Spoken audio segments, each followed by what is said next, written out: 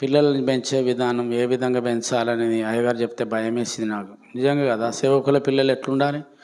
ప్రతి క్షణం భయపడ్డా నా పిల్లల గురించి, ప్రతి క్షణం భయపడ్డా నేను. ఈరోజు నేను కింద రేకుల షెడ్ ఉన్నాయి కదా, అందులో ఉన్నప్పుడు మా బాబు సెల్లు పట్టుకుంటే గడగడ గడగడ వణికేవాడిని. నా సాక్ష్యం ఎక్కడ పాడైపోతుందో అని వణికేవాడిని. మా పిల్లల్ని ఆ విధంగా పెంచిన. రాత్రి పగలు వాళ్ళను ఖచ్చితంగా కనిపెడుతుండే. ఎవరికేం చెప్పాలన్నా కూడా సర్దుకుందామనే అది లేదు. సర్దుకుంటే మంచిది, మనల్ని మనం సరి చేసుకుంటే. ఈ లోకంలో బ్రతికేది కొంతకాలమే. దేవుని ఎదుట ఒక్కరోజు నిలబడాల్సి వస్తుంది. అక్కడ ఎట్లా నిలబడతాడు మనందరి, మనమే పాట పాడతాం. ఎట్లా నిలబడతాడట మన ముందు ఆయన? ఓ మానవుండా నీ గతి. అప్పుడు ఎట్లా నిలబడతాడట? ఆ పాటలు రాసిండు కదా, గర్జించు సింహంలాగా నిలబడతాడంట. గర్జించు సింహంలాగా మన ఎదుట నిలబడ్డప్పుడు, నిలబడి ఊరికే ఉంటాడా అంటే లెక్క అడుగుతాడట. మళ్ళా లెక్క అడగడా? లెక్క ఉన్నదా లేదా? మనకేం లెక్కలు లేవా ఏంది? బోలే లెక్కలనే ఆడ మనవి. అవన్నీ ఆ లెక్కలన్నీ మనం అంతే అప్పచెప్పాల్సిందే. హల్లెలూయా. మనం పాస్టర్లం ఏం చేస్తామంటే అందరం బాపనయ్యలమే, కానీ కోడినవాడు తిన్నాడో తెలియదు అన్నట్టుంటుంది. అందరం బాపనయ్యలేమే కానీ కోడి మాయమైపోతుంది కదా. నేనే తిన్నా అని అంటావా మనం కదా. అట్లా సేవకులు అందం, కానీ సర్దుకోవాలి అని దాన్ని తట్టుకుంటే మంచిది. ఒక కొద్ది మాటలు ధ్యానించుకుందాం. హల్లెలూయా. హగ్గయి గ్రంథం తీద్దాం. హగ్గయి గ్రంథంలో నుండి మొదటి అధ్యాయము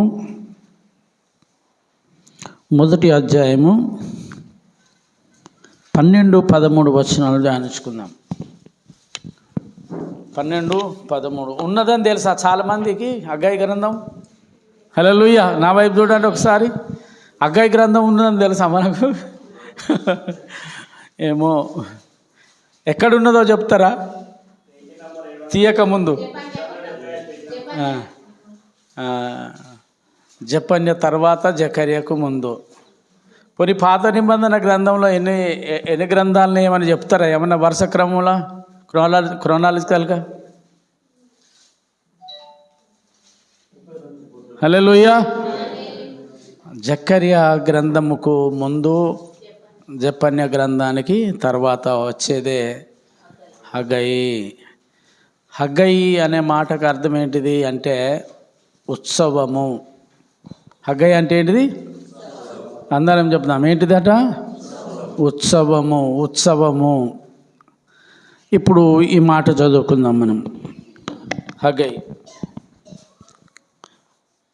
తీయండి, తీసి ఇప్పుడు నేను చెప్పిన 12-13 వచనాలు. హల్లెలూయా. షయల్తీయేలు కుమారుడైన జెరుబ్బయలు యెహోజాదాకు కుమారుడును ప్రధాన యాజకుడునగు యెహోషువయు శేషించిన జనులందరూ తమ దేవుడైన యెహోవా మాటలు ఆలకించి తమ దేవుడైన యెహోవా ప్రవక్త అయిన హగ్గయిని పంపించి తెలియజేసిన వార్త విని యెహోవా యందు భయభక్తులు పూనిరి. అప్పుడు యెహోవా దూత అయిన హగ్గయి యెహోవా తెలియజేసిన వార్తను బట్టి జనులకు ప్రకటించున్నది ఏమనగా నేను మీకు తోడుగా ఉన్నాను. చాలు. హల్లెలూయా. హల్లెలూయా. ఇక్కడ ఏం ప్రకటించిండో మనకు తెలియదు ఇక్కడ, కానీ హగ్గయి జనులకు ప్రకటించున్నది ఏమనగా అని రాసింది. ఆమేన్. హల్లెలూయా. ఈ సందర్భాన్ని తెలుసుకోవాలంటే ఇది చాలా కొంచెము లోతుగా ఉంటుంది. దీనికి మనము కొంత మార్గం తయారు చేసుకోవాల్సి వస్తుంది. హల్లెలూయా. హగ్గయి గ్రంథాన్ని ధ్యానించాలంటే కాస్త కష్టమే. ఒక మాటలో చెప్తారా? హగ్గయి గ్రంథము రాయబడడానికి కారణం ఏందో చెప్తారా? ఎందుకు రాయబడింది గ్రంథం? హగ్గయి గ్రంథం, హగ్గయి గ్రంథము దేని కొరకు రాయబడింది? హల్లెలూయా. హగ్గయి గ్రంథము పాడైపోయిన దేవుని మందిరాన్ని పునర్నిర్మించడం కొరకు దేవుడు హగ్గయిని ఏర్పాటు చేసుకొని ఆ హగ్గయి ద్వారా తెలియజేయబడిన మాటలే హగ్గయి గ్రంథం. ఆమేన్, హల్లెలూయా. దేవుని మందిరాన్ని పునర్నిర్మించబడడం కోసం, ఆమేన్, నా వైపు చూడాలి. ఇప్పుడు పునర్నిర్మించబడడం అంటే ఇంతవరకు ఉందా లేదా? ఉంది. పాడైపోయింది, పాడు చేయబడింది. ఇప్పుడు ఆ పాడు చేయబడ్డటువంటి ఆ మందిరాన్ని తిరిగి కట్టించడం కొరకు ఈ హగ్గయిని ఏర్పాటు చేసుకున్నాడు దేవుడు. ఆమేన్, హల్లెలూయా. ఓకే, హగ్గయి అనే మాటకు ఉత్సవము అని విన్నాం మనం. ఈ మాట కూడా చదివినాం మనం. ఏమని అంటే, షేల్తీయేలు కుమారుడునైన జెరుబ్బబేలు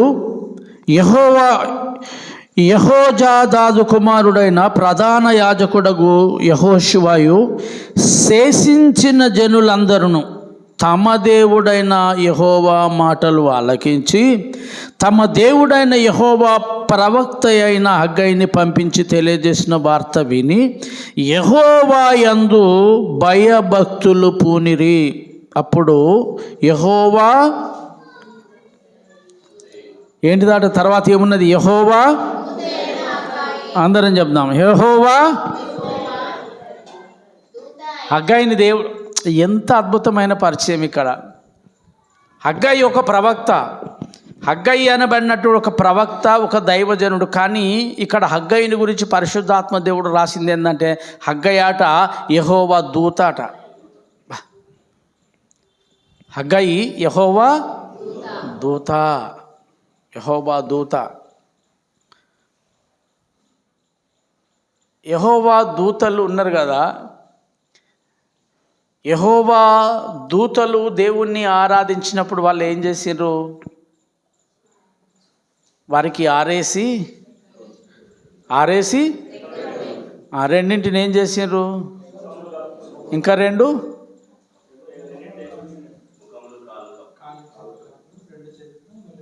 రెండు రెక్కలతో, రెండు చేతులతో ముఖాన్ని కప్పుకొని, రెండు చేతులతోని శరీరం అంతని కప్పుకొని, ఇంకా రెండు చేతులతోనే ఎగురుతూ ఉన్నారంట. అవునా కదా? అసలు దూతలు దేవుని తర్వాత కదా, దూతలు ఎంత పరిశుద్ధులో. అలాంటి వాళ్ళు దేవుని ఎదురుగా నిలబడడానికి కనీసం వాళ్ళ ముఖం చూపెట్టలేక ముఖాన్ని కప్పుకున్నారంట. ఎంత దారుణం! దేవుని దూతలు. కానీ ఇక్కడ అదే అంటే దాదాపు హగ్గయిలో ఎంత అభిషేకం ఉన్నదో. అందుకే హగ్గయిని గురించి దేవుడు మాట్లాడిన మాట, రాయించిన మాట ఏంటంటే, హగ్గయి ఎవరాట అంటే యెహోవా దూత, యెహోవా దూత. యెహోవా తన దూతలను దేని కొరకు వాడుకుంటాడంటే మనకు తెలుసు. మరియ దగ్గరికి ఒక దూత వర్తమానం తీసుకొని వచ్చింది, ఇంకొక దూత గొల్లల దగ్గరికి వర్తమానాన్ని తీసుకొని వచ్చిండు. అంటే దూతలు చేసే పని దేవుని సేవకులకు అప్పగించిండు ఇక్కడ. అవునా కదా? హగ్గయి బైబిల్లో రాసింది, ఆయన నా సేవకుని మాటను రూఢిపరచదను, నా దూతల ఆలోచన నెరవేర్చదను. మనం ఆయన దూతలము అని రాసుకున్నాడు ఆయన. ఆమేన్, హల్లెలూయా. ఇప్పుడు ఈయన ఏం చెప్పిండో ఇక్కడ మనం విందాం. హగ్గయి వెళ్ళి జెరుబ్బేలుకును ప్రధాన యాజకుడైనటువంటి యెహోషువకును శేషించిన జనులకును దేవుని మాటలు ప్రకటించగనట వారు దేవుని యందు భయభక్తులు పూనిండ్రంట. వాళ్ళు భయభక్తులు పూనిండ్రంట. హల్లెలూయా, హల్లెలూయా. ఆ 13వ వచనములు ఏమంటా అంటే, అప్పుడు యెహోవా దూత అయిన హగ్గయి యెహోవా తెలియజేసిన వార్తను బట్టి జనులకు ప్రకటించున్నది ఏమనగా, నేను మీకు తోడుగా ఉన్నాను. ఆమేన్, హల్లెలూయా, హల్లెలూయా. ఇప్పుడు 2వ అధ్యాయంలోకి వద్దాం, 4వ వచనం చదువుదాం. 4వ వచనం, అయినను యెహోవా ఆజ్ఞ ఇచ్చినదేమనగా, జెరుబ్బయలు ధైర్యము తెచ్చుకోము, ప్రధాన యాజకుడగు యెహోజాదా కుమారుడైన యెహోషువ ధైర్యము తెచ్చుకోము, దేశములో ఉన్న సమస్త జనులారా ధైర్యము తెచ్చుకొని పని జరిగించుడి. పని అందరం చెప్దాం హల్లెలూయా. ఏం చేయమంటాడు? పని జరిగించుడి. కింద అంటాడు ధైర్యము తెచ్చుకొని పని జరిగించుడి. నెక్స్ట్ ఏముంది తర్వాత? నేను మీకు, ఆమేన్ హల్లెలూయా. ఇప్పుడు ఏం పని జరిగించాలి వీళ్ళు అంటే, ఏం పని జరిగించాలి? వీళ్ళు చేయాల్సిన పని ఏంటిది అంటే మందిరాన్ని కట్టించాలి. ఏమైపోయింది మరి? మందిరం పాడైపోయింది, కూలిపోయింది, కూలగొట్టబడింది. ఎప్పుడు కూలగొట్టబడింది అంటారు? దాదాపు హల్లెలూయా.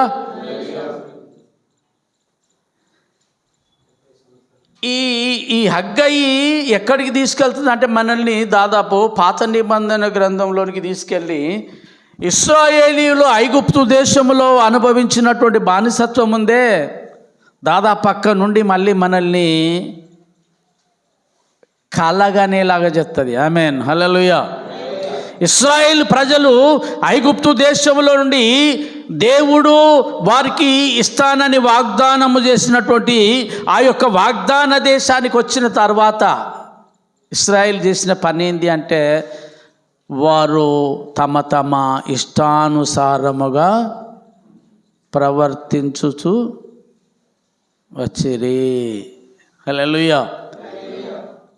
న్యాయాధిపతుల గ్రంథము 25వ అధ్యాయంలో ఇదే నేను చెప్పినట్టే ఉంటుంది. ఇశ్రాయేలీయులకు రాజు లేడు, ప్రజలు తమ ఇష్టానుసారముగా ఎవరికి ఇష్టం వచ్చిన దేవుణ్ణి వాడే మొక్కుతాడట. హల్లెలూయా. న్యాయాధిపతులు అందుకే వచ్చిండ్రు. న్యాయాధిపతులు ఇశ్రాయేలీయులు పాపం చేయడము దేవుడు మిద్యానీయులకు అప్పగించడం, ఇశ్రాయేల్ పాపం చేయడము పారసీకులకు అప్పగించడం, ఇశ్రాయేల్ పాపం చేయడము మాదీయులకు అప్పగించడం, మళ్ళీ తర్వాత ఇశ్రాయేల్ ప్రార్థన చేయడం, మళ్ళీ న్యాయాధిపతిని పంపించడం, విడిపించడం. ఆమేన్ హల్లెలూయా. ఈ విధంగా జరిగిపోయింది. చివరికి ఇశ్రాయేలీయులు చేసిన ఘోర పాపమును బట్టి దేవుడంట ఇశ్రాయేలీయులను చెరకప్పగించిండంట. అవును, ఇశ్రాయేలీయులు చేసిన ఘోర పాపమును బట్టి దేవుడు ఇశ్రాయేలీయులను అవునగా అన్యజనులకు అప్పగించిండా లేదా? ఇశ్రాయేలీయులు చెరకు పోయినరు. ఇశ్రాయేలీయులను ఎవరు తీసుకెళ్ళారు? దాదాపు నాకు తెలిసి ఇశ్రాయేలీయులు చెరకు వెళ్ళింది 2. ఇశ్రాయేలీయులు చెరకు వెళ్ళడము 2 సార్లు చెరకు వెళ్ళారు వాళ్ళు. మొట్టమొదటిది ఏంటిదంటే 700 క్రీస్తు పూర్వము 722 దాదాపు. ఎప్పుడు అంటే 722లో అష్షూరు చెరకు అప్పగించుడు దేవుడు అష్షూరీయులకు. అది మొట్టమొదటి చెర. హల్లెలూయా. ఆ తర్వాత క్రీస్తు పూర్వము 586లో కల్దీయులకు అప్పగించిండు దేవుడు. ఆమేన్ హల్లెలూయా. కల్దీయులు అంటే ఎవరు అంటే నెబుకద్నెజర్ రాజు, బబులోను రాజు, వాళ్ళు కల్దీయులు. అంటే ఒకటి అష్షూరు చెర, రెండోది కల్దీయులకు అప్పగించిండు నెబుకద్నెజర్ దగ్గర. ఈ 2 రకాల చెరలు ఉన్నాయి. ఒకసారి తీద్దాం. ఇర్మియా గ్రంథము 25వ అధ్యాయము 11వ వచనం చదవండి దయచేసి. ఈ దేశమంతయు పాడుగాను నిర్జనముగాను ఉండును, ఈ జనులు 70 సంవత్సరములు బబులోను రాజునకు దాసులగుదురు. హల్లెలూయా. ఎప్పుడు జరిగింది అంటే పాత నిబంధన గ్రంథంలో ఇర్మియా ప్రవక్త ద్వారా పలికించినటువంటి మాటలు ఇవి. అసలు ఇశ్రాయేలీలు మనమేమంటామంటే అయ్యగారు అంటాడు దానియేలు గ్రంథంలో దాంట్లో ఉంది.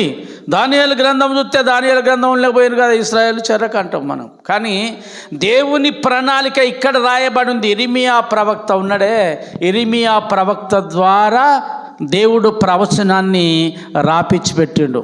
అప్పటికి ఇశ్రాయేలు చెరగుబోలే, చెరపట్టబడలేదు.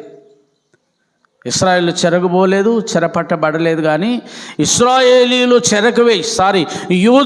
యూదా దేశము, యూదా ప్రజలందరూ, యూదులందరూ కూడా వీళ్ళని నేను చెరకప్పగిస్తాను, వీళ్ళు చేసిన ఘోర పాపాన్ని బట్టి నేను చెరకప్పగిస్తాను అని చెప్పని దేవుడు ఆనాడే ఇర్మియా ద్వారా పలికించినటువంటి మాట మనం చూసినాం. ఆమేన్, హల్లెలూయా. ఆ 13వ వచనం కూడా చదవండి. 13వది కూడా. నేను ఆ దేశమును గూర్చి సెలవిచ్చిన మాటలన్నీ ఈ దినములన్నింటిని గూర్చి ప్రకటింపగా ఆ గ్రంథములో వ్రాయబడినదంతయు ఆమేన్, హల్లెలూయా. ఈ గ్రంథములో వ్రాయబడినదంతయు ఆ దేశం మీదికి రప్పించదను అన్నాడు. మరి రప్పించిండా లేదా? ఇర్మియా ప్రవచించినటువంటి ఈ ప్రవచనం నెరవేర్చబడ్డదా లేదా? ఒకసారి మనం చూద్దాం. ఇది చూస్తేనే మనం అగ్గాయిలోకి పోవాల్సి వస్తుంది. ఇది చూడకుండా మనకు అగ్గాయిలకు దారి దొరకదు. ఎందుకంటే జరిగిన దాన్ని అగ్గాయి చెప్పిండు, అక్కడ జరిగిన దాన్ని అగ్గాయి చెప్పిండు. కానీ జరగకముందే దేవుడు చెప్పిండు ఇక్కడ. ఆమేన్, హల్లెలూయా. మనం నా వైపు చూడండి ఇప్పుడు దయచేసి ఒకసారి.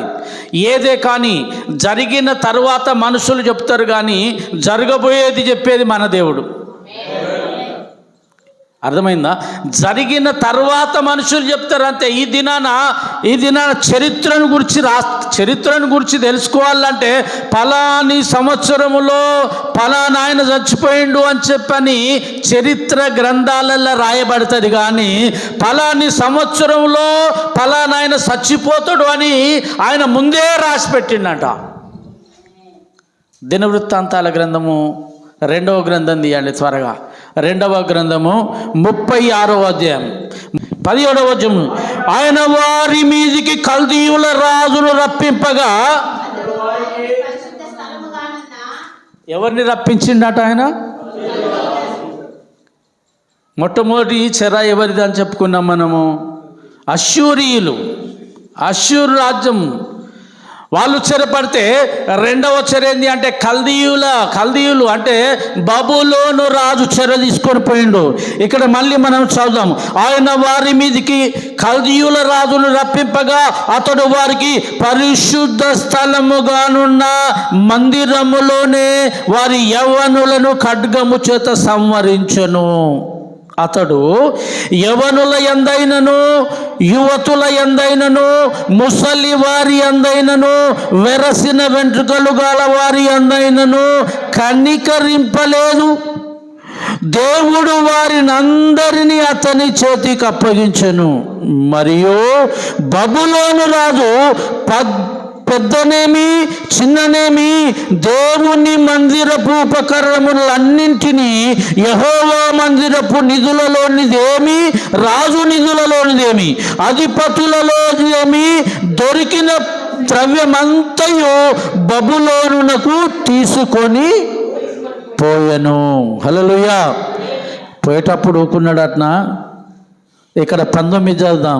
మరి అదియుగాక కల్దీయులు దేవుని మందిరమును తగలబెట్టి యెరూషలేము ప్రాకారమును పడగొట్టి దాని యొక్క నగరులన్నింటినీ కాల్చివేసిరి. దానిలోని ప్రశస్తమైన వస్తువులన్నింటినీ బొత్తిగా పాడు చేసిరి. ఆమేన్, హల్లెలూయా. ఏది? దేవుని మందిరము పాడైపోయింది. హల్లెలూయా, హల్లెలూయా. ఎప్పుడు? ఇర్మియా ప్రవక్త గ్రంథములో వ్రాయబడిన లేఖనము ప్రకారము ఇప్పుడు ఇశ్రాయేలుల దేవుని మందిరాన్ని ఏం చేస్తా అంటాను? హల్లెలూయా. దినవృత్తాంతాల గ్రంథములో నెరవేర్చబడింది. ఇంకొక మాట చూద్దాం. హల్లెలూయా. ఇది ఎప్పుడయ్యా అంటే, ఇది ఎప్పుడు జరిగింది అంటే దాదాపుగా క్రీస్తు పూర్వము 586వ సంవత్సరంలో జరిగిన మాట. 86వ సంవత్సరంలో. ఇంకో మాట చూద్దాం. యెషయా గ్రంథము. ఇప్పుడు ఈ పాడైన దాన్ని ఏం చేయాలనుకుంటాడో కూడా మనం చూద్దాం ఒకసారి. పాడైన దాన్ని కూడా దీంట్లోనే 2వ దినవృత్తాంతాల గ్రంథం 30:21 నేను చదువుతున్న వినండి. 30:21 వచనాన్ని కూడా చదువుదాం. హల్లెలూయా. యిర్మీయా ద్వారా పలుకబడిన యెహోవా మాట నెరవేరుటకై విశ్రాంతి దినములను దేశము అనుభవించు వరకు ఇది సంభవించును. దేశము పాడుగానున్న 70 సంవత్సరముల కాలము అది విశ్రాంతి దినములను అనుభవించును. ఆమేన్. హల్లెలూయా. యిర్మీయా గ్రంథంలో ఎంతకాలం అన్నాడు? చెరకు పంపిస్తా అన్నాడు. 70 సంవత్సరాలు. వీళ్ళని ఎవరికి అప్పగిస్తా అని చెప్పి అన్నాడు? శత్రువుల చేతికి అప్పగిస్తా అని యిర్మీయా ప్రవక్త ద్వారా దేవుడు ప్రవచించిండు. ఆ విధంగానే వీళ్ళు శత్రువుల చేతిలోకి వెళ్ళిపోయినంతే, ఇక ఇక్కడ లేరు. బబులోను దేశానికి తీసుకొని వెళ్ళేటప్పుడే యవ్వనులనేమి, వృద్ధులనేమి, స్త్రీలనేమి దొరికినట్టే చంపేసి, అంతేనా కాదా, చంపేసి కొంతమందిని తీసుకొని వెళ్ళిండ్రంట. కొంతమందిని తీసుకొని వెళ్ళేటప్పుడు ఇప్పుడు మనం 12వ అధ్యాయంలో చదువుకున్నాం కదా, హగ్గైలో యెహోజాదా ఈ యెహోజాదా అనటైన లేవి వంశస్థుడైన ఒక్కడిని, అప్పుడు ఆ యెహోజాదా అనటైన ఈ అబ్బాయి కనుక చిన్న వయసు అప్పుడు తీసుకొని చెర పట్టుకొని వెళ్ళిపోయారు బబులోను దేశానికి. ఆమేన్. హల్లెలూయా. చెర పట్టుకొని వెళ్ళిన తర్వాత ఇది జరిగింది. మళ్ళీ ఇది జరిగిపోయిన తర్వాత దాదాపు క్రీస్తు పూర్వము 538-39 సంవత్సరం వరకు జరిగింది. ఏంది అంటే బబులోను దేశములో ఒక రాజు కలగన్నాడు. అప్పటి వరకు చెరలో ఉన్నారు వీళ్ళందరూ. దాదాపు ఐగుప్తు దేశం నుంచి వచ్చిన పెద్దోళ్ళందరిట్లో కొంతమంది చనిపోయారు. ఆ తర్వాత 70 సంవత్సరాలంటే బబులోను దేశానికి వెళ్ళిన తర్వాత పుట్టినోళ్ళు కొంతమంది యవ్వనస్తులైనరు. ఆ బబులోను దేశంలో పుట్టిన యవ్వనస్తులలో ఇప్పుడు మనం చదువుకున్నటువంటి జెరుబ్బేలుతో వచ్చినటువంటి ప్రధాన యాజకుడైన యెహోజాదా కుమారుడైన యెహోషువ. మనకు ఒక యెహోషువ ఉంటాడు కదా, ఆయన ఎక్కడ కలుస్తాడు మనకు చెప్పండి? ధర్మశాస్త్రంలో కలుస్తాడు. మోసే పరిచారకుడును నూను కుమారుడునైన యెహోషువ ఆయన. ఈ యెహోషువ ఆ యెహోషువ ఈ యెహోషువ కాదు, ఈయన వేరే యెహోషువ. ఆయనేమో మోసే పరిచారకుడును నూను కుమారుడైన యెహోషువ. ఈయన ఆ పరిచర్య కాదు, కానీ అదే లేవి వంశానికి సంబంధించినటువంటి యెహోజాదాకు పుట్టిన ప్రధాన యాజకుడైనటువంటి యెహోషువ ఈ యెహోషువ. మేన్. హల్లెలూయా. దైవజనమా, ఇప్పుడు జెరుబ్బేలు అనట అన్నాడు కదా, మనం పాట పాడతాం. నేను ఇంతకాలం నాకు అర్థం కాలేదు. జెరుబ్బేలు ఓ గొప్ప పర్వతమా. జెరుబ్బేలును ఎవరి జెరుబ్బేలు చెప్తారా? ఎంతమందికి తెలుసు? జెరుబ్బేలు మనకు బాగా తెలుసు. జెరుబ్బేలు అన్న మాట అందరి నోళ్ళలో ఉంటుంది. ఈ జెరుబ్బేలు ఎవరయ్యా అని పరిచయం. జెరుబ్బేలు కూడా యూదులు బబులోను దేశానికి చెరపట్టబడిపోయినప్పుడు అంట శేషించిన జనాలు ఉన్నారు కదా, అదే యూదా దేశంలో. ఇప్పుడు యూదా దేశం వేరు. యూదా దేశంలో ఒక పట్టణమైనటువంటి యెరూషలేములో దేవుని మందిరం ఉన్నది. అర్థమైందా? యూదా వేరు, బెత్లెహేం వేరు కదా. యూదా, ఇశ్రాయేల్. సొలొమోను కుమారుని తర్వాత యూదా దేశము, యెరూషలేం దేశము రెండుగా విడిపోయినాయి. యూదా దేశానికి ఒక రాజు అయిండు, యెరూషలేం దేశాన్ని పరిపాలించడానికి మరొక రాజు వచ్చిండు. అదే ఇక్కడ. కానీ ఇక్కడ యూదులందరూ చెరపట్టబడడానికి పోయినప్పుడంట యెహోజాదాకు ఈ యెహోషువ అనే అటువంటి అబ్బాయి బబులోను దేశంలో ఉండగానే పుట్టిండు. అంటే ఇతడు యవనస్తుడు. కానీ అయితే శేషించినటువంటి ఆ యూదా పట్టణముల మీద బబులోను రాజు చేతి కింద గవర్నర్గా అపాయింట్మెంట్ చేయబడ్డటువంటి వాడే జెరుబ్బేలు. జెరుబ్బేలు ఎవరు అంటే, ఏ దేశాన్ని అయితే బబులోనీయులు దోసుకొని పోయినరో, యూదా దేశాన్ని, యెరూషలేము దేశాన్ని దోసుకొని వెళ్ళింది కదా, ఆ దేశాన్ని వాళ్ళ ప్రతినిధిగా పరిపాలించడం కొరకు ఈ జెరుబ్బేలు అనేటువంటి ఒక వ్యక్తిని గవర్నర్గా నియమించుకున్నారు వాళ్ళు. హల్లెలూయా. మొన్న కూడా ఒక మాట చెప్పిన, షాపాను కుమారుడును అహీకాము కుమారుడునైనా గెదల్యాను దేవుడు రాజుగా నియమించెను అని రాసింది. ఇదే శేషించిన ప్రజలకు షాపాను కుమారుడును అహీకాము కుమారుడునైనా గెదల్యా ఏమో రాజు అయిండు, ఇక్కడ జెరుబ్బేలు ఏమో గవర్నర్ అయిపోయాడు. ఆమేన్, హల్లెలూయా. అయితే ఏదైతే ఈ గవర్నర్గా జెరుబ్బేలు ఉన్నాడో, ఈ గవర్నర్గా జెరుబ్బేలు ఉన్నాడు, దానియేలు ప్రధానమంత్రిగా ఉన్నాడు బబులోను దేశంలో. అప్పుడు ఒక రాజు కలగన్నాడు. ఆయన పేరేం పేరు అంటే బెల్షాజరు. దానియేలు గ్రంథం అండి. ఇప్పుడు ఒకసారి చూద్దాం. 5వ అధ్యాయము 30 వచనాన్ని చదువుతున్న చూడండి. ఆ రాత్రి అందే కల్దీయుల రాజగు బెల్షాజరు హతుడాయను, మాదీయుడగు దర్యావేషు 62 సంవత్సరముల వాడై సింహాసనము నెక్కెను. ఆమేన్, హల్లెలూయా.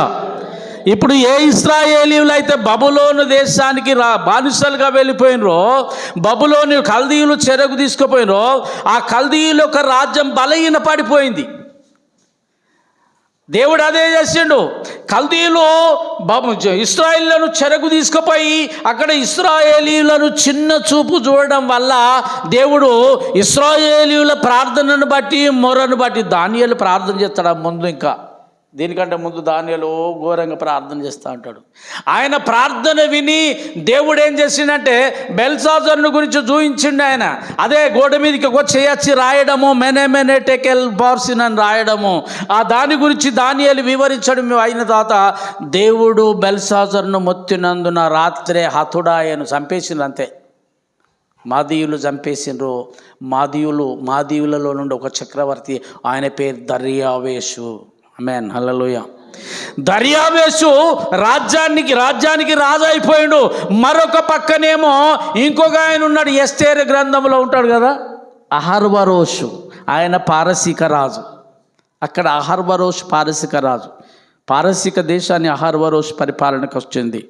ఇక్కడ మాదీయులకేమో బబులోను దేశం కింద. ఈ రెండు సమాంతరంగా పరిపాలిస్తున్నటువంటి రోజులలో మళ్ళీ మాదీయులు బలహీన పడిపోయినరు. మళ్ళీ పారసీకుల చేతికి రాజ్యం వచ్చింది. 10వ అధ్యాయంలో ఉంది మాట. పారసీక రాజగు కోరేషు పరిపాలన కాలములో 3వ సంవత్సరం నందు బెల్షాజరు అను దానియేలునకు ఒక సంగతి బయలుపరచబడెను. ఆమేన్, హల్లెలూయా, హల్లెలూయా.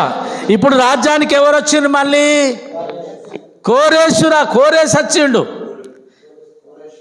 అర్థమైందా? ఇప్పుడు మాదీయులు బలహీన పడిపోయారు. మాదీయులకు అసలు దాదాపు బెల్షాజర్ తర్వాత మాదీయ రాజైన దర్యావేషు రాజ్య పరిపాలనకు వచ్చిండు. మాదీయులు కూడా కొంతకాలం పరిపాలించిన తర్వాత మళ్ళీ మాదీయులు బలహీన పడిపోయారు. కానీ పక్కనే ఉన్నటువంటి ఎస్తేరు గ్రంథంలో ఉన్నటువంటి ఆ యొక్క అహర్వరోషు యొక్క వంశానికి చెందిన పారసీక రాజులు బలపడ్డారు. ఆమేన్, హల్లెలూయా. ఇప్పుడు ఇశ్రాయేలుని ఎవరు ఏలుతా ఉన్నారు అంటే కోరేషు పరిపాలిస్తూ ఉన్నాడు బబులోను రాజ్యాన్ని. ఆమేన్, హల్లెలూయా. ఎవరు చెప్పండి కోరేషు? ఇంకెక్కడన్నా విన్నారా కోరేషు గురించి? కోరేషు ఎవరయ్యా అంటే భారతదేశానికి జాతిపిత ఎవరు? ఇజ్రాయెల్ గారు భారతదేశానికి జాతిపిత అని పిలుస్తాం కదా మనం. మహాత్మా గాంధీ గారు. మహాత్మా గాంధీ భారతదేశానికి జాతిపిత అయితే ఇప్పుడున్న ఇరాన్ అనే దేశానికి జాతిపితయే కోరేషు. ఇప్పుడు ప్రజెంట్ ఇప్పుడున్న ఇరాన్ దేశం ఉంది కదా, ఇరాన్ అనబడిన దేశానికి జాతిపిత కోరేషే, మూల పురుషుడు. ఆమేన్, హల్లెలూయా. ఈ మూల పురుషుడు ఇప్పుడు ఏమైపోయిందంటే ఈయన రాజ్యానికి వచ్చిండు. కానీ ఈయన రాజ్యానికి రాకముందే ఒక సంగతి జరుగుతుంది. యెషయా గ్రంథం 44 తీయండి మీరు. యెషయా గ్రంథం 44కి వెళ్దాం. 27, 28 చదవండి. 28 కాదు, 27, 28 చదవండి అయ్యా. నదులను నేనే నదులను ఎండజేయుచున్నాను, ఎండిపోమ్మని ప్రవాహముతో నేనే చెప్పుచున్నాను. కోరేషు నా మంద కాపరి, నా చిత్తమంతయు నెరవేర్చువాడా అని చెప్పువాడు నేనే. యెరూషలేముతో నువ్వు కట్టబడదు అనియు, దేవాలయమునకు పునాది వేయబడుననియు నేను చాలు. హల్లెలూయా. ఇప్పుడు నేను అంటున్నా, అసలు కోరేషు వచ్చిండా ఇక్కడికి?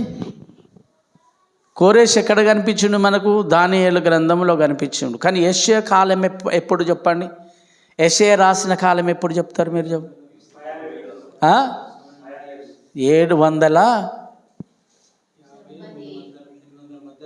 750 BC, బిఫోర్ క్రైస్ట్ దాదాపు. కానీ ఇక్కడ దానియేలు గ్రంథం జరిగేది, ఇశ్రాయేలు చెరకప్పగించబడింది క్రీస్తు పూర్వము 586. అంటే ఎన్ని వందల సంవత్సరాలు? ఇంకా అంటే దాదాపు 200 సంవత్సరాలు కోరేషు పుడతాడు. అర్థమవుతుందా? కోరేషు ఇంకా పుట్టలేదు, రాలే. కానీ కోరేషు రాకముందే దేవుడు ఏమని పిలుస్తాడంటే, కోరేషు నా మందకాపరి అని పిలుస్తా ఉన్నాడు ఆయన. రా, బయటికి రా, ఇక బయటికి తీస్తా ఉన్నాడు కోరేషుని. ఎక్కడ? యేసుక్రీస్తు కంటే ముందు 1500 సంవత్సరాలు బబులోను దేశము ఇశ్రాయేలీలు యూదులు చెరపట్టబడడానికంటే 200 సంవత్సరాలకు పూర్వము యెషయా ప్రవక్త ద్వారా ఈ లేఖనాన్ని రాసిపెట్టిండు దేవుడు. ఆమేన్, హల్లెలూయా, హల్లెలూయా. ఎంత అద్భుతము! ఆ మాట చదవండి మీరు. కోరేషు నా చిత్తమంతయు నెరవేర్చువాడా. ఇంకో మాట అంటాడు, నా మంద కాపరి. అసలు నేనంట, హల్లెలూయా.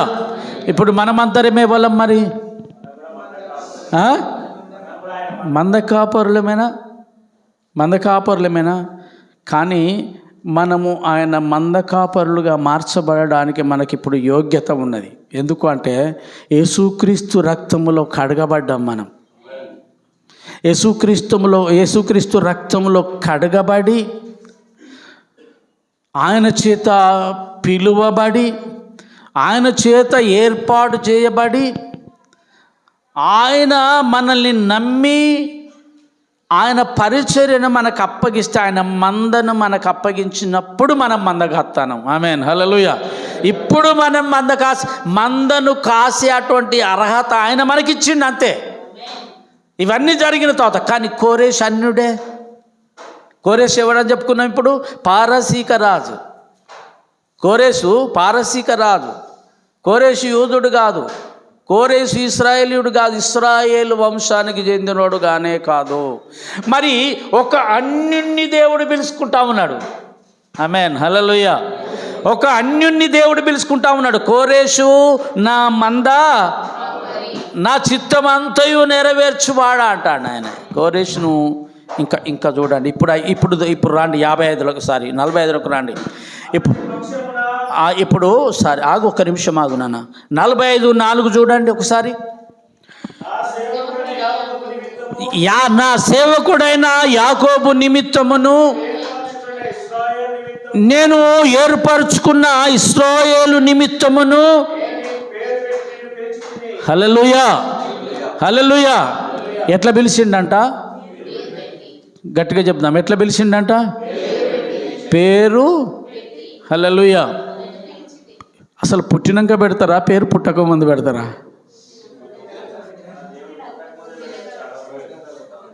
పుట్టినాకనే పెడతారు కదా. మరి ఇప్పుడు రాలే కదా ఈయన, కోరేష్ బయటకే రాలే కదా. ఇంకా ఈయన పుట్టాలంటే ఇంకా 200 సంవత్సరాలు కావాలి. అదే కదా.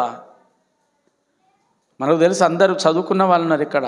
యెషయా గ్రంథం రాయబడింది దాదాపు బిఫోర్ క్రైస్ట్ 750 ఇయర్స్.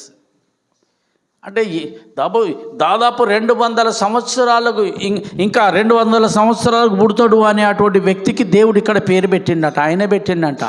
పోనీ వాళ్ళ అవ్వయ్యమని తెలుసా అంటే వాళ్ళు కూడా పుట్టలే. కోరేష్ వాళ్ళ అమ్మకు నాన్నకు చెప్పిండు ఆయన అంటే, ఇప్పుడు అయ్యో మరియు చెప్పిండు కదా, నువ్వేం చెప్పాలంటే నీ గర్భాన కొడుకు పుడతాడు, ఆయనకు ఇమ్మానుయేల్ అని పేరు పెట్టబడుతుంది అని చెప్పిండు. సేమ్ చేసిండు ఆయన.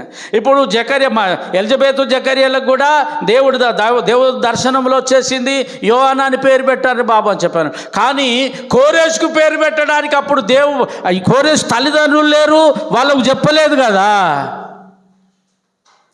కోరేషు రాలేదు, కోరేషును కన్నా తల్లిదండ్రులు కూడా ఇంకా భూమి మీదకే రాలేదు. కానీ దేవుడు కోరేష్కు పేరు పెట్టిండు. ఆమేన్, హల్లెలూయా.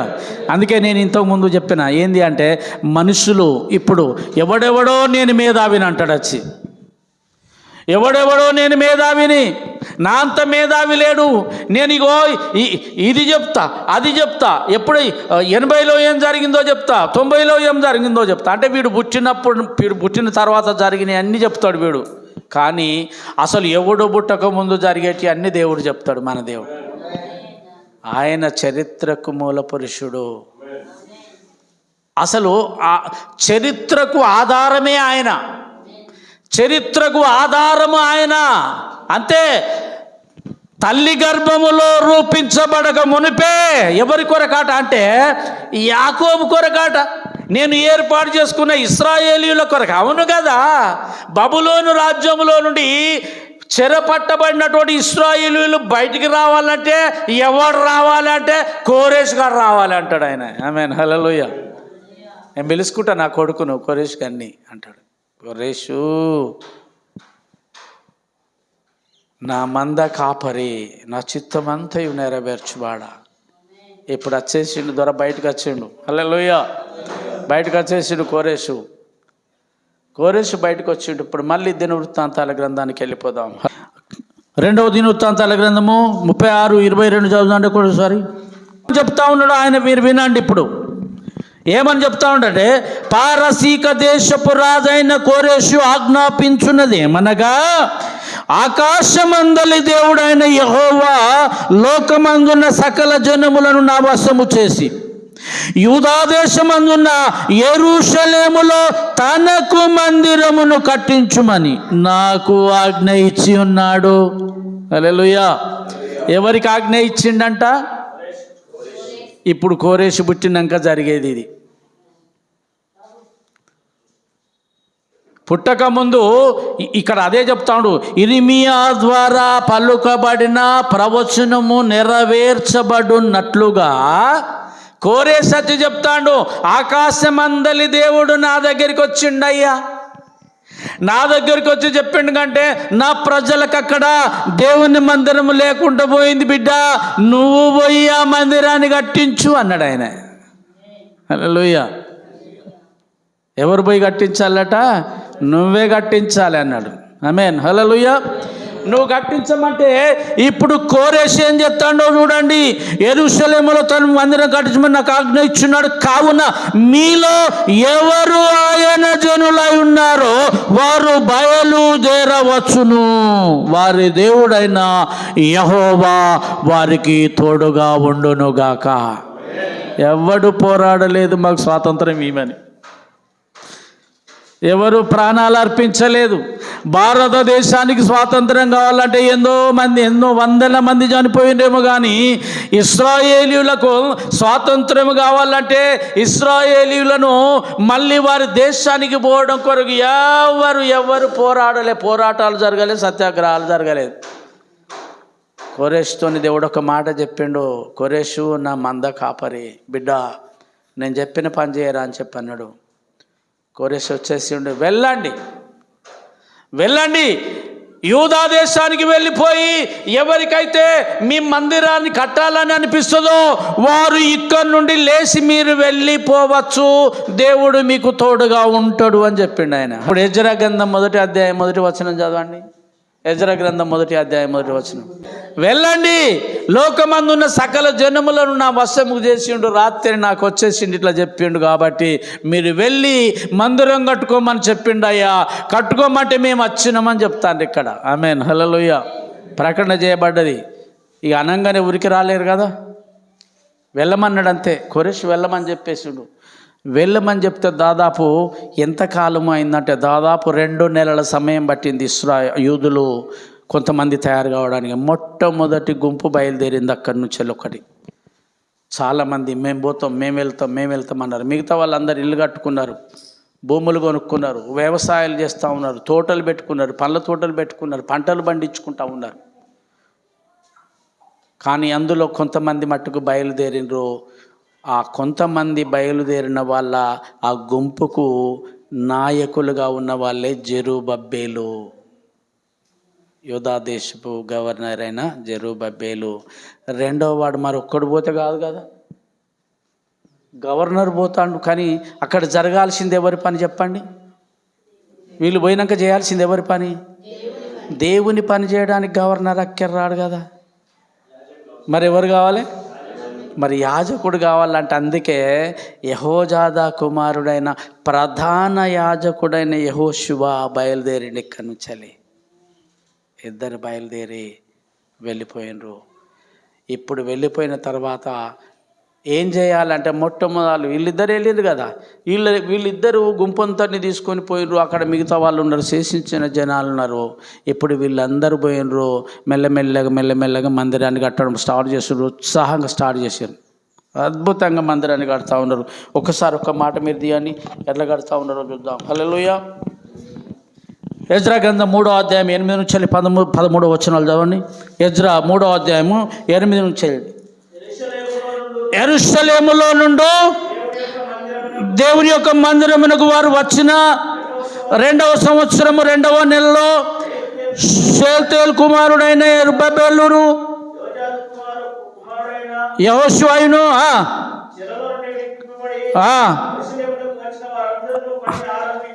పని ఆరంభించును. ఆమేన్, హల్లెలూయా. మందిరం పని ఆరంభమైపోయింది. ఇప్పుడు మళ్ళీ ఇదే అధ్యాయం చివరి వచనం చదువుతాం, 13వ వచనము.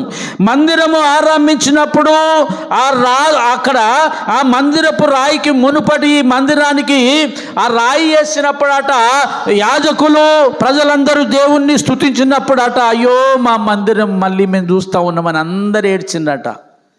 కన్నీరు గార్చి ఏడుస్తూ, అది దుఃఖస్వరమో సంతోష స్వరమో తెలియనంతగా ఏడ్చిందట. ఇక్కడ 13వ వచనం, ఏది సంతోష శబ్దమో ఏది దుఃఖ శబ్దమో జనులు తెలుసుకొనలేక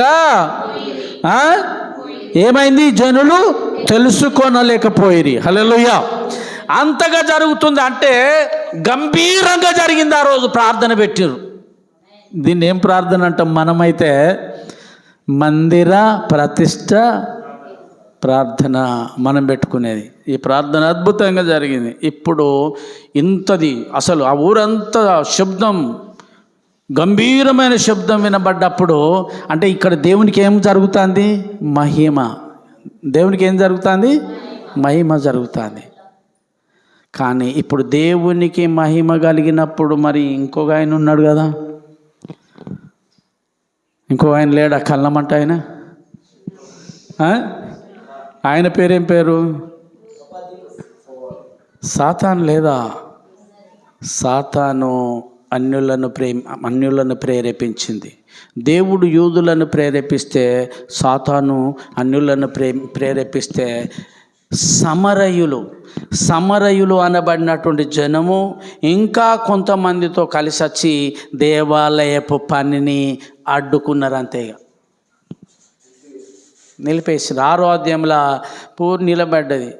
ఇప్పుడు ఏమైందంటే ఇక్కడ అడ్డుకున్నారు కదా, ఇప్పుడు ఏం చేస్తుందంటే, అబ్బా వీళ్ళు వచ్చిండ్రు కదరా అని మెల్లమెల్లగా చేస్తాను ఇశ్రాయేలుగా. రోజు చేయడం లేదు, ఒక గంట సేపు చేస్తాను పోతారు, అట్లా వస్తారు ఊడుతాను పోతాను, ఊడుతా పని ఆగిపోయింది చాలా రోజులు. ఎట్లా అంటే 16 నెలలు పని ఆగిందంట. ఎంతకాలము? 16 నెలలు పని ఆగిపోతే ఈ ఆగిపోయిన పనిని రేపడం కొరకు మళ్ళీ ఇప్పుడు ఆ గాయన పంపించిండు దేవుడు.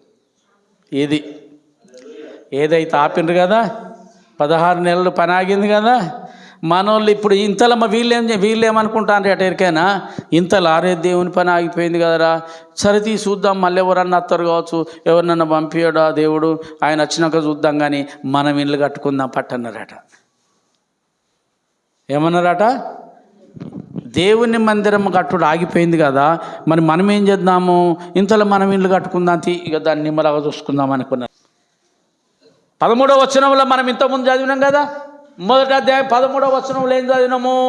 యెహోవా దూత అయిన హగ్గయి వచ్చి ప్రకటన చేయున్నది అని యెహోవా వాక్కు ఇదే అని చెప్పిండు. చూసినావా? ఆ ప్రకటన ఏంటిదా అంటే ఇది, యెహోవా మందిరం పాడైపోతే మీరేమో దూగడ పట్టుకొని దూలాలు చెక్కుకొని మంచి మంచి ఇల్లు కట్టుకొని మీరు ఇళ్ళల్లో ఉండడానికి ఇది సమయమా అని ప్రకటిస్తూ ఉన్నాడు హగ్గయి ద్వారా అని. ఇప్పుడు చూడండి కింద అంటాడు, కింద 5వ వచనంలో ఏమంటాడో చూద్దాం ఒకసారి. హల్లెలూయా. కాబట్టి సైన్యములకు అధిపతియగు యెహోవా సెలవిచ్చున్నది ఏమనగా, మీ ప్రవర్తనను గురించి ఆలోచించుకోనుడి. దేని గురించి అట? ప్రవర్తన. హల్లెలూయా. మనం ఆలోచించుకుందామా మరి మన ప్రవర్తన? మనకి గిడవ జాగోలు వచ్చిర్రు, అందులో క్రైస్తవులు వచ్చిర్రు, వాళ్ళు ఏమంటారంటే పాస్టర్లు రియల్ ఎస్టేట్ చేస్తారట. పాస్టర్లు ఏం చేస్తారట? పాస్టర్లు ప్లాట్ల బిజినెస్ చేస్తానంట. పరువు పోతుంది. అందుకే దేవుడు అంటా ఉన్నాడు, మీ ప్రవర్తన గురించి ఆలోచించుకోండి. హల్లెలూయా. ఆలోచించుకోవాలా వద్దా? మన ప్రవర్తన ఆలోచించుకోవాలి. డబ్బు వైపు చూడొద్దు ఎప్పుడే కానీ. ఆరోగ్యమైన నా భార్య పాస్టర్ అమ్మ దవాఖానలో పడ్డది. భయంకరమైన ఆపరేషన్, చాలా పెద్దది. ఇప్పుడైతే లక్షలనే అయిపోయేటి, లక్షలే కావాలి. ఏమైతుందో తెలుస్తలేదు. దాదాపు ఎక్కడ అంటే లివర్కు పుండ్లు అయినాయి. దాన్ని ముట్టుకుంటే చచ్చిపోద్ది అనే కాడికి వచ్చింది. దవాఖానలు వేసుకొని ఉన్న ఈ ఊళ్ళో ఒక ఆయన నాని అని ఉంటాడు, మీరు అడిగినా పర్వాలేదు. అదేమంటారు సౌండ్ సెంటర్ నాని, ఆ డీజే వాళ్ళది నాని ఆయన పేరు. 16,000 రూపాయలు పట్టుకొని వచ్చింది. అంకుల్ వాటి బాగాలేదు తీసుకో అంకుల్ అంటే, ₹1 కూడా నాకు అద్దన్న, ₹1 కూడా నాకు అద్దు తీసుకొని పోనాను అని చెప్పిన. ప్రార్థన చేయి నా కొరకు, మా కొరకు ప్రార్థన చేయను అని. మరి మేమేమన్నా రూపాయలు పెట్టుకున్నామంటే మేము ₹1 పెట్టుకోలే. డాక్టర్ అడిగితే నేను చెప్పిన తెల్ల రేషన్ కార్డు తప్ప నా దగ్గర ₹1 లేదన్న. తెల్ల రేషన్ కార్డు తప్ప నా దగ్గర ₹1 కూడా లేదన్న. ఆ తెల్ల రేషన్ కార్డు ఈ బాబాని అడుక్కున్నాడు. ₹1,600 ఇంజక్షన్ ఒక్కొక్కటి, ₹1,600 ఇంజక్షన్ ఒక్కటి తెప్పించాడు. అట్లా దాదాపు ఇంకా 7 రోజులు కూడా యాంటీబయాటిక్ ఇంజక్షన్లు ఆయన తెప్పించుడు. దాని మీదనే అదే రేషన్ కార్డు మీద తెప్పించుడు, వాళ్ళే డబ్బులు పెట్టుకున్నాడు, తెప్పించుడు, పాస్టర్మ కేసుడు. ఎవరి వైపు చూసిన అనుకుంటారు? ఆమేన్. హల్లెలూయా. మీ ప్రవర్తనను గురించి ఆలోచించుకోండి. మన ప్రవర్తన, నేను అంటున్న దేవునికి భయపడితే చాలు అంతే. దేవునికి భయపడితే చాలు అంతే, ఏ కొదవ ఉండదు అంతే. ఆమేన్. హల్లెలూయా. ఎస్, అయిపోయింది. మీ ప్రవర్తన గురించి ఆలోచించుకోండి అని చెప్పని. ఇప్పుడు హగ్గయి దేవుని వాక్యాన్ని ఏమి ప్రకటించిండయ్యా అంటే, ఇగో ఇది ప్రకటించిన తర్వాత మళ్ళీ జనులు భయపడ్డారంట. అబ్బా హగ్గయి వచ్చి చెప్పిన తర్వాత కింద బాగుంది, మిమ్మల్ని బట్టే వర్షం కుడతలేదు, నేను వర్షం కురవకుండా చేస్తానా, మీరు బాగా సంపాదిస్తున్నారు కానీ పొక్కపోయిన సంచులు వేసుకున్నట్టు అవుతుంది, మీరు తింటారు కానీ మీకు అది ఉంటలేదు, ఆకలి అవుతుంది, ఇదంతా చెప్పిండు. అదంతా గొప్ప ప్రసంగం చేస్తే ఈ ప్రసంగం విని యూదులు భయపడ్డారు, గడగడగడ వణికేసి వచ్చి ఇప్పుడు అయ్యా మేము పని చేస్తాం, మళ్ళీ మొదలు పెడతామన్నారు. హల్లెలూయా, హల్లెలూయా. దేవుని మందిరానికి పునాది వేయబడింది. దేవునికి స్తోత్రం. హల్లెలూయా. ఎప్పుడు వేయబడింది అంటే క్రీస్తు పూర్వము 338-39 వేయబడింది. అంతకాలం. ఆమేన్, హల్లెలూయా. ఇప్పుడు ఎప్పుడైతే వీళ్ళు పని చేస్తామని చెప్పారో అప్పుడు అదే చెప్తా ఉన్నాడు, ధైర్యము తెచ్చుకొని పని ప్రారంభించండి అన్నాడు హగ్గయి. ఈ చరిత్ర అంతా అయిపోతేనే మనం హగ్గయి గ్రంథంలోకి రావడానికి దారి పడ్డది, రోడ్ వేసుకున్నాం. ఆమేన్, హల్లెలూయా. కాబట్టి దైవ సేవకులారా, ధైర్యంగా దేవుని పని చేద్దాం. ఇప్పుడు చూడండి, దేవుని పని జరగడం కొరకు ఎంతమందిని మార్చిండండి దేవుడు. ఎరిమియాను వాడుకున్నాడు, యెషయాను వాడుకున్నాడు, ఒక అన్యుడు కోరేషును వాడుకున్నాడు, బెల్షాజరును వాడుకున్నాడు.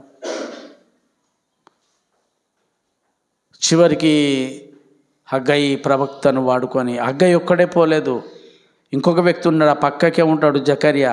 పాపము జకర్యా యవ్వనస్తుడు, హగ్గయి ముసలోడే. హగ్గయి చాలా వయసు పోయిన వ్యక్తి కాబట్టి హగ్గయితో పాటు యవ్వనస్తుడైన జకర్యాను కూడా పట్టుకుపోయిండు, ఇశ్రాయేల్ దేశానికి పట్టుకుపోయి ఇద్దరు ప్రకటించినప్పుడు దేవుని రాజ్యము ఏమైంది, దేవుని మందిరం కట్టబడ్డది. ఆమేన్, హల్లెలూయా. దయచేసి మనం కూడా ఆ విధంగా హగ్గయిలాగా రోషం కలిగిన సేవకులముగా సిద్ధపడి దేవుని ప్రజలను ప్రేరేపించుదాం. ఆమేన్, హల్లెలూయా. ఇక్కడ అదే రాసిరు, హగ్గయి ఆయన ప్రసంగం ద్వారా దేవుని ప్రజలను ఏం చేసిండ, రేపిండంట. దేవుని ప్రజలను రేపిండంట. రేపడం ద్వారా దేవుని కార్యం జరిగింది. ప్రజలను రేపేవారుగా దేవుని పని చేసే వారంగా ఉందాం. ధైర్యాన్ని కూడా కట్టుకొని దేవుడి మాటలు మనందరి వెనుకలో ఆశీర్వదించును గాక. ఆమేన్.